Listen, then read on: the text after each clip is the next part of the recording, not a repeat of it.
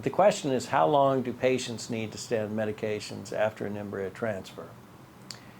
Well, it depends. It depends on what type of embryo transfer it is. There are basically two ways of doing an embryo transfer. One is a so-called natural cycle, and so these are women that ovulate regularly, and they work off of their ovulation to determine the day to do an embryo transfer. If they ovulate, they make hormones almost immediately, and these hormones help support the pregnancy. So for them, generally, we leave them on 8 weeks, 10 weeks, something like that, in terms of pregnancy, and that would be roughly 4 to 6 weeks after the embryo transfer.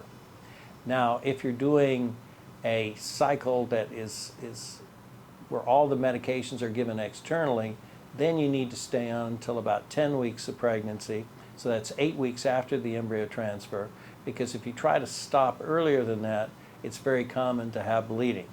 But at 10 weeks, we start to reduce the dose of medications that you take, and after about a week, you're completely off the medications, and you're basically a regular pregnant patient at that stage.